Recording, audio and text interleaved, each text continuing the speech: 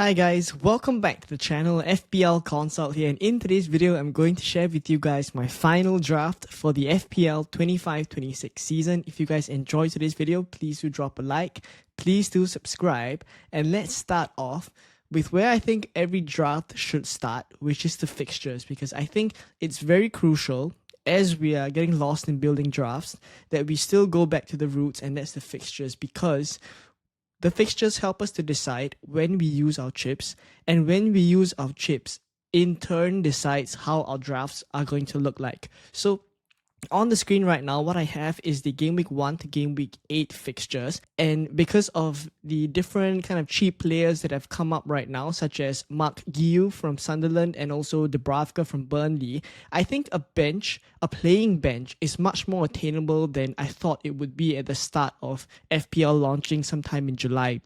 So I don't think the bench boost is going to be as difficult moving forward. So now my gaze has shifted to when I want to free hit. And basically in terms of free hitting, there are a couple of popular windows. The first two within the first 8 game weeks is actually game week 2 and game week 6. And these are actually very good free hit weeks. So I kind of did a bit of a comparison as to the game week 6 free hit versus the game week 2 free hit. And that's what we're going to do right now. So I'll focus on game week 6 first, which is quite a popular one. And it's mainly because of 3 teams. So let me filter it down. It's mainly Man City, Nottingham Forest, and also Bournemouth that have really good fixtures in game week 6. So you see Leeds for Bournemouth, and then Man City has Burnley, and then Nottingham Forest has Sunderland at home. So these 3 fixtures are really good for these teams that we actually think we can get a couple of cheap players from, such as Bournemouth and Nottingham Forest. And then Man City against Burnley is obviously the banker here, where you probably want to bring Erling Haaland in. You probably won't start the season with him. I mean, some people have him in their drafts, but I don't think the majority are starting with him. And then in game week 6, you just free hit him in for this Burnley fixture. It does make sense.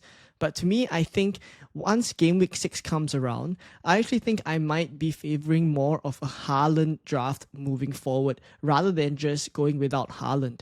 So in this perspective, I think instead of free hitting in game week 6, I think transferring Haaland in and keeping him in my draft until the foreseeable future is what I favor doing.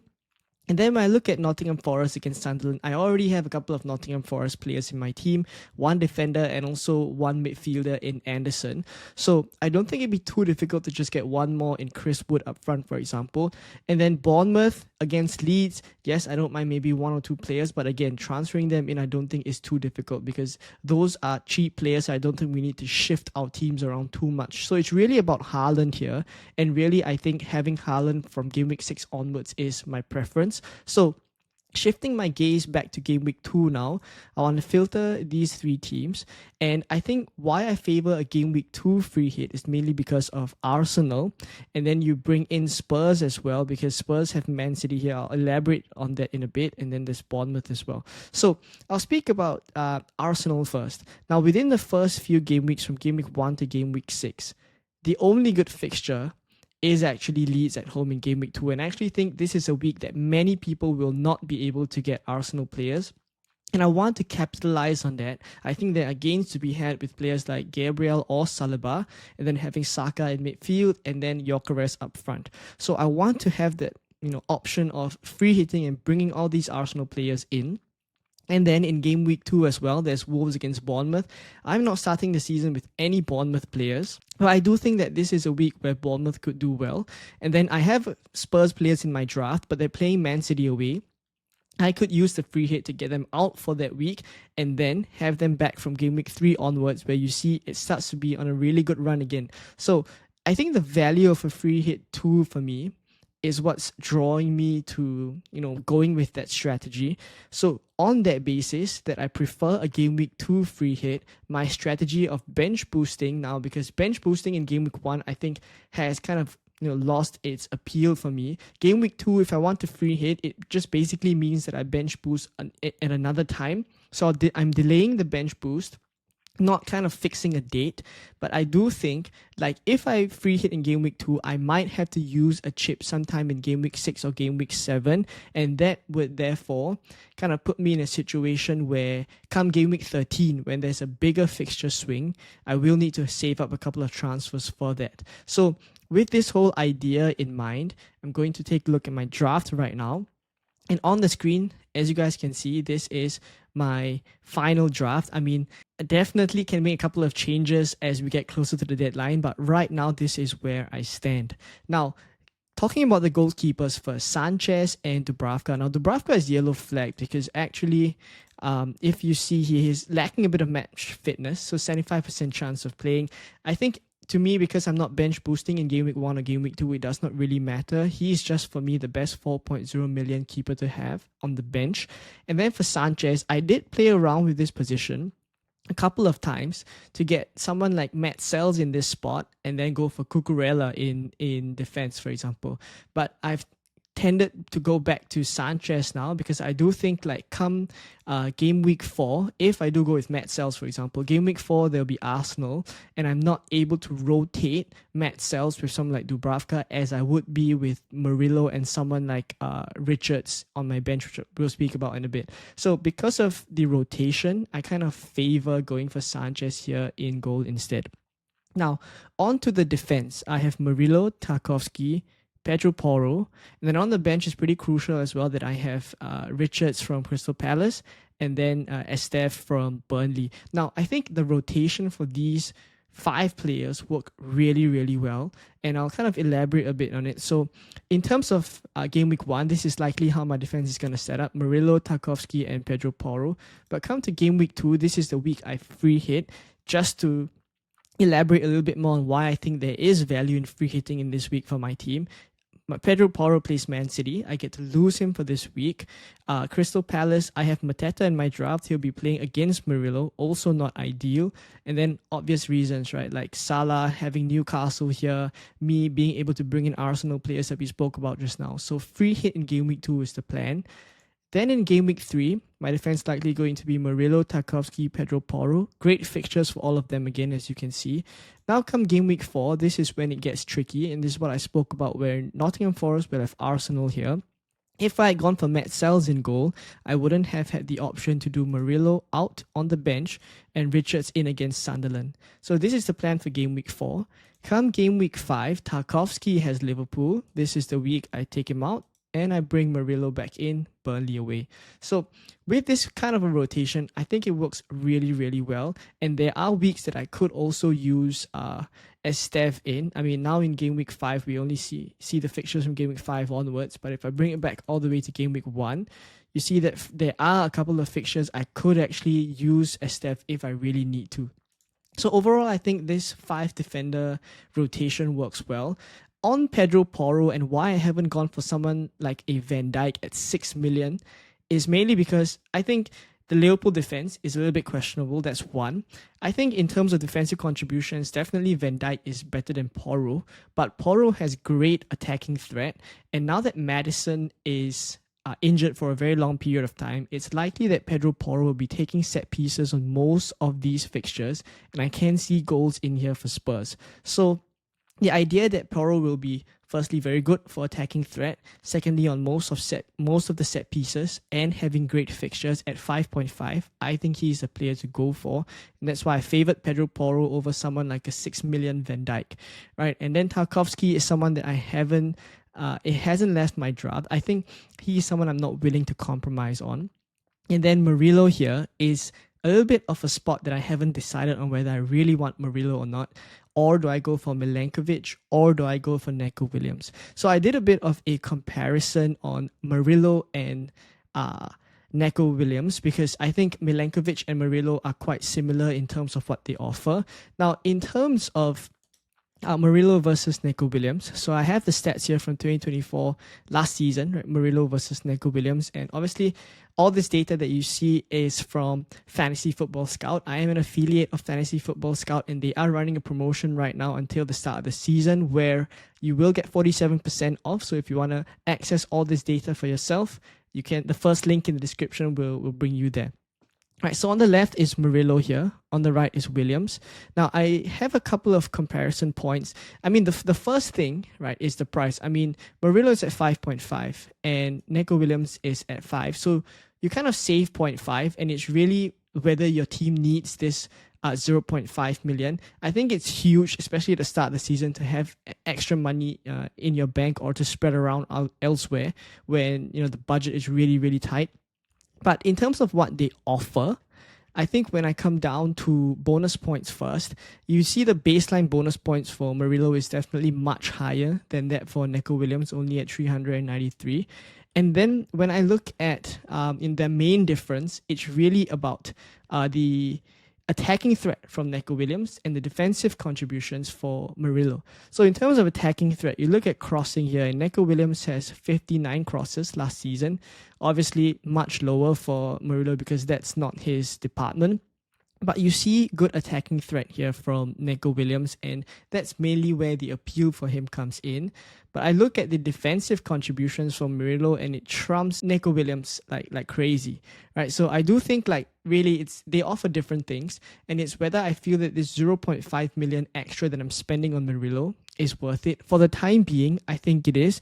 And it's also because I think in terms of attacking threat-wise, Murillo does have the threat from set pieces that Neco Williams probably does not, right? So I do think overall, this 0.5 is worth it. And that's why I've tended to go for Murillo here. Also because I don't necessarily think that an extra 0.5 for my team and spreading it elsewhere is absolutely necessary for now. I have 0.0 million in the bank, so no money left. I can't afford Murillo, so I'm, for the time being, going with him.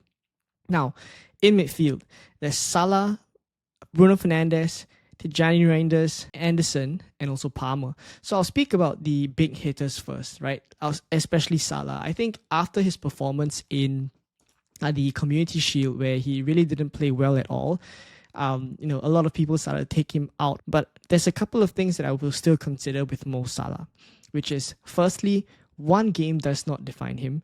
He has had a couple of games in the past few seasons where he was really uninvolved, but somehow he pops up with a return, and he becomes a double-digit scoring player for that game week.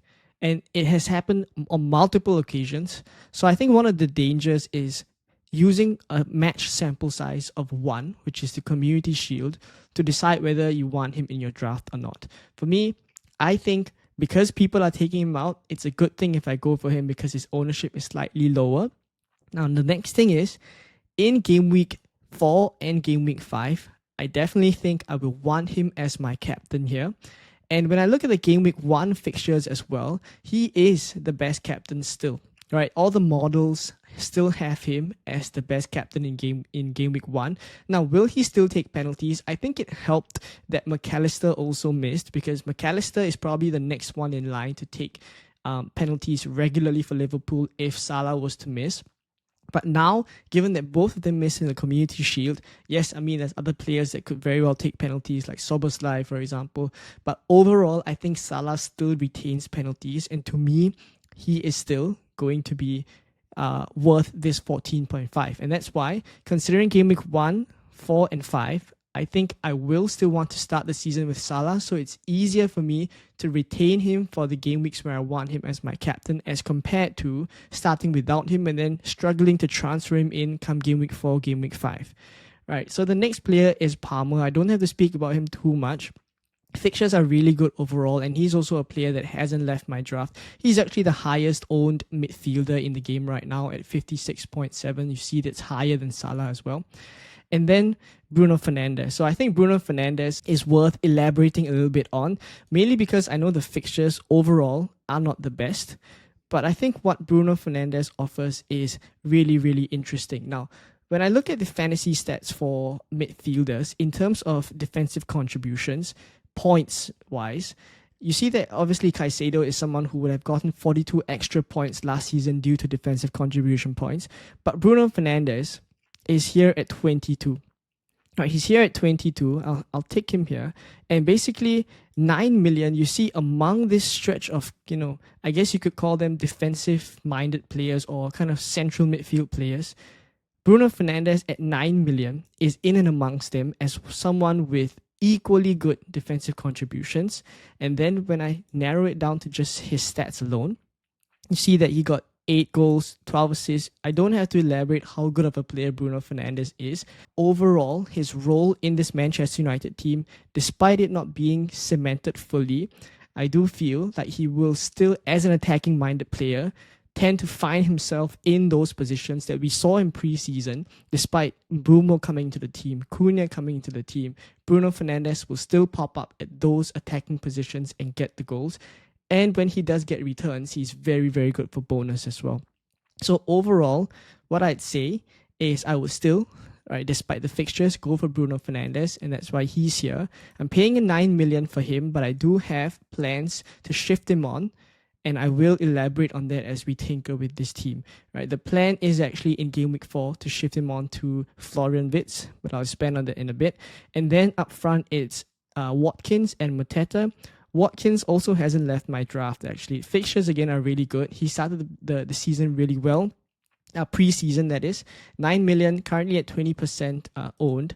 And I don't think he's leaving my draft. I think he offers a very easy route to the slightly more expensive players if I want to go for. For example, if Isak starts to come back into the Newcastle team after that whole transfer saga, I can easily reach Isak because Isak is here at 10.5. Right, so an extra 1.5, I can reach him with Watkins. And yeah, if I want to go for the other cheaper forwards, it's a downgrade from Watkins. As for Mateta, I think this spot could very well be João Pedro.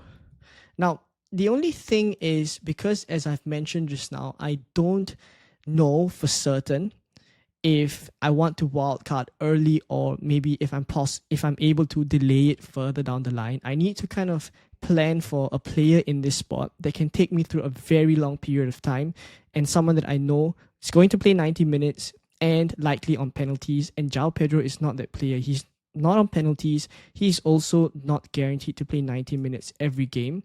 And that's why currently I've brought Mateta in, because he offers all that. Despite the fixtures not being great overall, he's a 90-minute player. He's secondly someone that's likely going to be on penalties. Game week 4 and game week 5 fixtures are really good. I'd argue that even after game week 1, Forest, Villa, Sunderland, West Ham is alright. Right? Granted, in game week 6 is Liverpool at home, but you saw how they played against Liverpool in the Community Shield. Palace are a really strong attacking outfit, and I don't mind having him at all. So there we go with my forwards. And then my last forward is on the bench, Mark Guiu, and he's at 4.5, 75% chance of playing, yellow flagged, not someone that I need to use going into the season. Now, I think the one player I haven't spoken about in detail is actually Tijjani Reijnders, and this could turn a few heads. So I want to spend a bit of time, as I've elaborated on this whole draft, to talk about Tijjani Reijnders. Now, he's definitely someone I don't think is going to play every single game. I just think at this point in time, when I consider the whole structure of my draft, everyone is pretty stable. I can pretty much guarantee a start for the rest of my players except Tijjani Reijnders. And overall, I like to have a bit of a differential player in my draft. I always like to start the season with a bit of a spicy differential, and for me, he is the one. Now, when I look at Manchester City's predicted lineups, as you can see here, now, obviously, this is subject to change, right? This is just a prediction. In my opinion, I think Rodri does not start, right, because he's currently lacking a bit of match fitness and also nursing a bit of an injury. So I think in this spot it's likely Kovacic, for example. Tijjani Reijnders could be the attacking midfielder, and that's what excites me here. And then Marmoush beside him. On the wings is Foden and Doku. Up front it's Haaland. So I think with this kind of a setup, it's looking really good for Tijjani Reijnders at 5.5 if he can nail some starts. So I definitely know it is a gamble. He may not even play the whole game because Ryan Cherki does exist as well and could take minutes off Tijjani Reijnders. But overall, what I'd say is I think the minutes for Reijnders looks, for now, based on game week 1, worth it for me to take a risk on him. So overall, with this draft, I think I'm happy with it. Now, looking at the plans that I have for the team, I've elaborated on the plans for a free hit in game week 2. I've also spoken about the defensive rotations and tinkering around with the different players. Now, I want to speak about the plan I have in game week 4. So, game week 2, this is when I free hit. Game week 3, this is where Bruno Fernandes has Burnley. I'm likely going to captain him. I think he's the best captain this week. Also perfect because Salah will have Arsenal this week. I could go Palmer captain in game week 3, but I think I might prefer Bruno Fernandes against Burnley. Now, game week 4, this is when it starts to get crucial here, the moves that I make. I think it's likely that I would do Bruno Fernandes to Florian Wirtz, right? Because this is the week that they start to have Burnley in game week 4, Everton in game week 5. Palace is pretty tricky. I know the fixtures after that are quite tricky, but as I said, from game week 6 or game week 7 onwards, I'm likely to wild card already. So I really bring him in for, this stretch of good few fixtures, game week 4, game week 5, and I think Wirtz has looked really, really good. That in the Community Shield, you saw how well he gelled the Liverpool attack together and how involved he is. So he is someone that I really could go for in place of Bruno Fernandes, and also it frees up a 0.5 because Bruno Fernandes is 9 million and Florian Wirtz is only 8.5, right? And if, for example, I choose that I want to, remove Tijjani Reijnders, I could always move him to a 6 million or find funds elsewhere, an extra 0.5, and thereafter upgrade him. So I think the plans are still quite fluid. The only thing is from game week 4, I know this is a move that I have an option for. If Florian Wirtz starts the season really well, I can get him with Bruno Fernandes, and that's one of the appeals of starting with a slightly more expensive player like Bruno Fernandes, this option of Fernandes to Florian Wirtz. So overall, again, going back to game week 1, I think when you look at the structure, the defensive rotations, the midfield, the differential in Reijnders, the stability of Anderson, Salah, Palmer and Fernandes, an option for Fernandes to Wirtz further down the line, Watkins being very consistent in pre-season, Mateta, Palace looking like a great outfit, and the bench being the minimal bench that I can go for because it's pretty much Dubravka, Estef and Gui are the cheapest players at their price points, and then Richards is a 4.5 for me to rotate. So I do like the structure of this draft, and I've been sitting on this draft actually for the past 2 to 3 days already, that I'm happy with it, and that's why I've started to make this final draft video. I may make a couple of changes, but I will make that on the stream. I will not be able to stream for the game week 1 deadline, but I will stream 1 day before, and if you guys are free during that time, you can keep a lookout, keep your notifications on. If not, let me know what you guys think of this draft in the comments down below. What changes would you make? Did I miss out anything? And how your own drafts are looking as well. Thank you for watching. The FPL is back, the season is starting, and we are ready to kick on with content. I hope you enjoyed today's video, and I'll see you in the next one. Bye-bye.